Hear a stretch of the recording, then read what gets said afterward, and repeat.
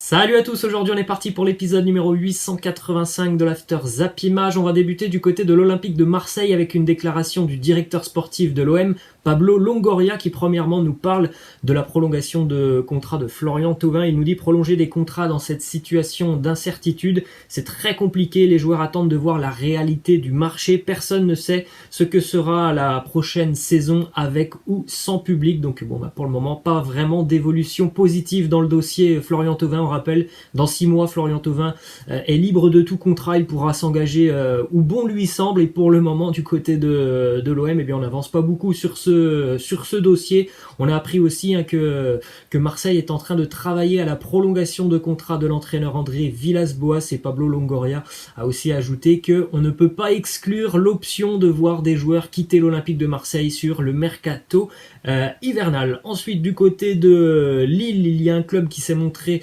très intéressé depuis près de 2 mois à accueillir Jonathan Bamba. C'est Séville en Espagne qui suit attentivement la situation de Bamba depuis près de 2 mois. Les Sévillans sont très très attentifs. Jonathan Bamba, depuis le début de saison, c'est quand même 23 matchs, 6 buts et 6 passes décisives. Et on le rappelle, Lille a changé un petit peu de direction depuis une quinzaine de jours. C'est même pas un petit peu, Lille a complètement changé de direction. Donc là aussi, on peut se poser des questions sur le mercato hivernal. Est-ce qu'il va y avoir beaucoup de départs? Et s'il y a des départs, évidemment que Bamba, c'est quand même un joueur qui est coté. Et Lille aimerait quand même avoir un joli chèque. Donc on peut pas exclure aussi le fait que Bamba ne sera peut-être pas lillois sur la deuxième partie de saison. Ensuite, direction Paris avec l'arrivée de Mauricio Pochettino au PSG qui est quasiment bouclé. Tous les détails sont réglés, les papiers sont signés. On attend donc l'officialisation de l'arrivée de l'entraîneur argentin sur le banc de touche parisien. Direction l'Angleterre maintenant avec les résultats complets de la 15e journée de Premier League qui s'est donc terminée hier. On regarde les résultats de ce dimanche. Leeds qui s'est imposé face à Burnley 1-0. Match nul entre West Ham et Brighton 2-2. Match nul entre Liverpool et West Bromwich 1-1. Et match nul entre Wolverhampton et Tottenham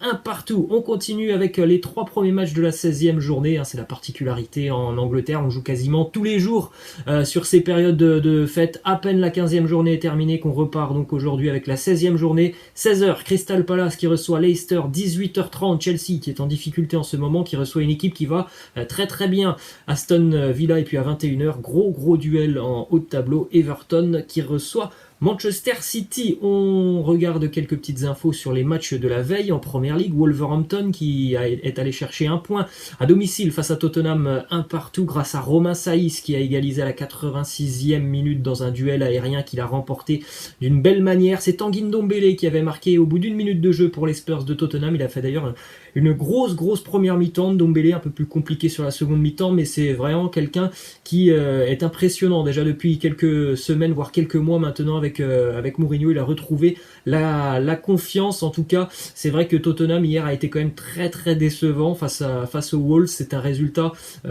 immérité pour Wolverhampton parce qu'ils ont quand même globalement vraiment dominé ce match. Malheureusement pour eux, le début de match, ce but encaissé au bout d'1 minute, devoir courir après le score face à une équipe qui quand même défensivement est assez solide, ça a été compliqué pour les Wolves. Mais sincèrement, Tottenham a été très très décevant hier. Donc ils peuvent s'estimer heureux, les Spurs, de repartir du Molineux Stadium avec un point, même si c'est vrai que jusqu'à la 85e ils menaient 1-0. On a d'ailleurs une petite statistique sur Tottenham qui a déjà perdu 9 points cette année en concédant des buts dans les 10 dernières minutes des matchs. C'est le pire bilan tout simplement en Première Ligue. Les fins de match qui posent énormément problème aux Spurs de José Mourinho.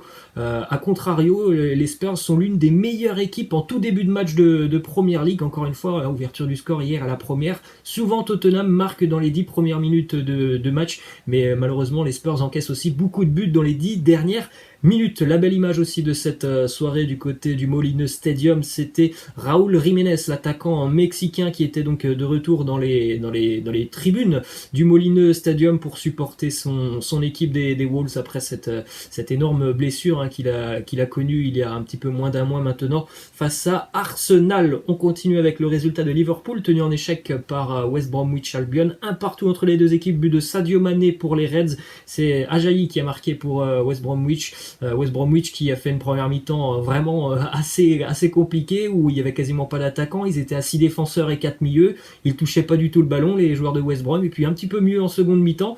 Sur ce match, c'est quand même une statistique assez incroyable, West Brom qui tire 5 fois au but sur ce match, 3 tirs cadrés.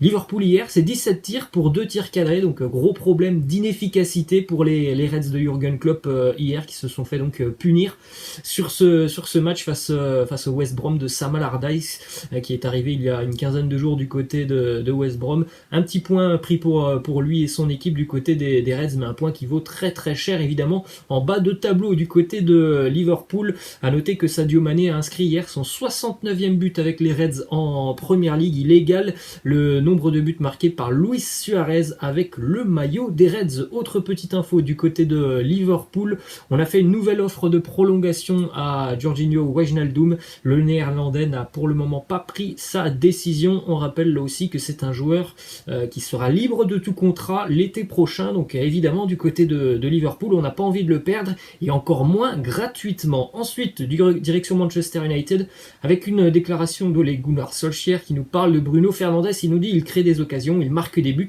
il prend des risques, c'est tout ce que un joueur de Manchester United devrait faire. C'est vraiment un garçon courageux, je suis très content de son influence, c'est la meilleure recrue tout simplement de Manchester déjà depuis quelques années. Et ensuite direction Leeds avec une petite info qui concerne le Leeds de Bielsa. Patrick Bamford a révélé dans un podcast du club de Leeds que Marcelo Bielsa avait récemment organisé une tombola pour les employés du club, hors joueurs et staff, hein. Évidemment les employés du club, on ne va pas inclure les joueurs et le staff.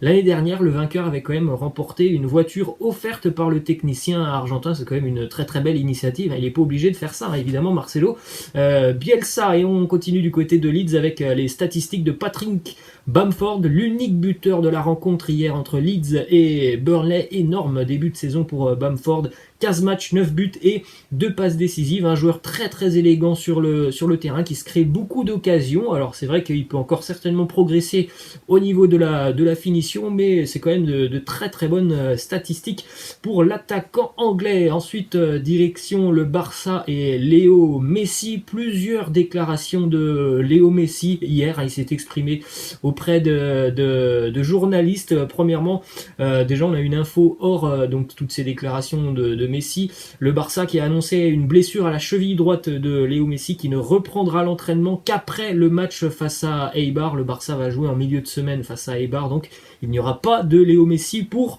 ce match. Ensuite on continue là donc avec les déclarations de Léo Messi. Il nous dit déjà sur l'épisode de l'été dernier, il y avait de nouveaux joueurs, des jeunes, et comme je l'ai toujours dit, je veux continuer à me battre pour gagner des titres, pour gagner notamment la Ligue des Champions, la Liga. J'ai senti que c'était le moment de changer, de partir, et je voulais bien faire. Voilà un petit peu les explications de Léo Messi sur son départ l'été dernier, ou en tout cas ses envies de départ. Autre déclaration de Messi qui cette fois-ci nous parle de son avenir, et il retarde au mois de mai prochain la décision sur son futur. Il nous dit: je vais attendre la fin de saison, l'important c'est de penser à l'équipe, de bien terminer l'année et d'essayer évidemment de gagner des titres. Je ne veux pas être distrait par autre chose. Ensuite, Lionel Messi qui nous dit aussi: je ne vais pas rejoindre le Real Madrid ou l'Atlético, c'est impossible. Je ne sais pas si je quitterai le Barça. J'en parlerai à la fin de saison. J'espère que je pourrai être à Barcelone après ma retraite. Donc déjà, il parle après sa retraite. Et puis bon, une déclaration, on s'en doutait hein, évidemment. Hein, Messi qui n'ira jamais jouer dans un autre club espagnol que le Barça. Autre déclaration, cette fois-ci un petit peu plus intéressante quand même, de Léo Messi qui nous dit: j'aimerais jouer aux États-Unis un jour, ça a toujours été un de mes rêves, mais je ne sais pas si ça pourra se réaliser, je ne sais pas si ça se fera dans un futur proche ou dans un futur un petit peu plus lointain. En tout cas, voilà l'une des options pour Léo Messi pour son avenir, rejoindre la Major League Soccer. On continue avec une autre petite info qui concerne Léo Messi, qui voulait absolument éviter le Paris Saint-Germain sur le tirage au sort de la Ligue des Champions, qu'il s'est dit assez déçu de retrouver le PSG en 8e de finale de la Champions League. Il en a parlé avec Neymar sur un groupe WhatsApp. Neymar aussi ne voulait pas retrouver le Barça en Champions League. Il y a eu aussi beaucoup d'autres déclarations hein, de Léo Messi hier. Il a parlé notamment de sa relation avec Griezmann. Il a dit qu'il n'y avait absolument aucun problème avec Antoine Griezmann, il y avait aussi beaucoup d'autres déclarations de Messi. On continue du côté de l'Atlético Madrid avec Diego Costa qui a demandé à l'Atlético de résilier son contrat au plus vite pour des raisons familiales. Il y a déjà beaucoup de clubs qui semblent être très intéressés par l'attaquant espagnol, donc Costa qui pourrait quitter l'Atlético sur le mercato hivernal. Il y a le Napoli qui semble être intéressé, on a Tottenham, Everton, Fenerbahçe. Il y a aussi des clubs chinois qui se sont montrés intéressés, donc Diego Costa qui a quand même pas mal de prétendants pour son avenir qui normalement ne s'écrira pas du côté de l'Atlético Madrid. Donc on continue les amis avec une petite page consacrée au Globe Soccer Awards qui était donc décerné hier. On rappelle, ce sont des personnes comme vous et moi qui peuvent voter sur internet pour élire notamment le meilleur joueur de l'année, le meilleur entraîneur, la meilleure équipe. Il y a beaucoup d'autres trophées et donc avant la remise des trophées hier, Cristiano Ronaldo était en tête du classement des meilleurs joueurs de l'année en termes de popularité. Il était loin devant Robert Lewandowski. Ronaldo a décidé d'offrir le trophée à Robert Lewandowski parce que tout simplement il a admis que voilà, sur cette année évidemment Robert Lewandowski était devant lui et que tout simplement il méritait ce trophée, qu'il était en tête du classement. C'était certainement dû à son immense popularité par rapport à l'attaquant polonais. Donc malgré les votes des personnes comme moi et comme vous, et bien Ronaldo n'a pas accepté ce trophée et a décidé qu'il fallait le remettre à Robert Lewandowski. C'est quand même un très beau geste de la part de CR7. On continue avec un autre trophée remporté par CR7 hier qui certainement a beaucoup plus de valeur à ses yeux que celui du meilleur joueur de l'année. Cristiano qui a donc été élu joueur du siècle lors des Globe Soccer Awards. Donc sur la période 2001-2020, joueur du siècle, Cristiano Ronaldo, il devance Mohamed Salah, un petit peu surprenant, et Lionel Messi qui se classe seulement 3e de ce classement. Donc bon, c'est quand même assez particulier de voir Mohamed Salah en 2e position de ce classement. C'est pour ça que ce sont finalement des trophées qui n'ont pas forcément beaucoup de valeur parce que ce sont des personnes comme moi et comme vous qui peuvent voter. Et des fois, il y a des personnes qui votent sans être objectives, tout simplement parce que l'une va préférer Ronaldo, et bien elle ne va surtout pas voter pour Messi, alors que Messi a peut-être été meilleur. Donc voilà, ce sont des trophées un petit peu spéciaux quand même, ces Globe Soccer Awards. On continue avec, là aussi, quelque chose d'assez spécial. Jorge Mendes, qui est notamment l'agent de Cristiano Ronaldo, qui vient d'être élu meilleur agent du 21e siècle par le Globe Soccer Awards. Il faut savoir que ces Globe Soccer Awards existent depuis l'année 2010. Donc hier, c'était la 11e cérémonie. Sur ces 11 cérémonies, Jorge Mendes en a remporté 10.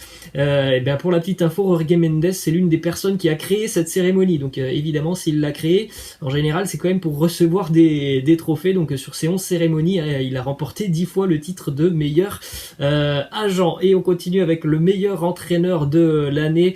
C'est du côté du Bayern Munich, qui a une belle récompense aussi pour Hansi Flick avec tous les trophées qu'il a pu remporter. Du côté du Bayern, il a été élu meilleur entraîneur de l'année 2020. Le Bayern a été élu aussi meilleure équipe de l'année 2020. On va terminer les amis cet épisode avec une déclaration de Cristiano Ronaldo sur l'absence de public dans les stades. Il nous dit: j'adore quand les gens me huent sur le terrain, quand je touche le ballon et que j'entends des boos, j'adore ça.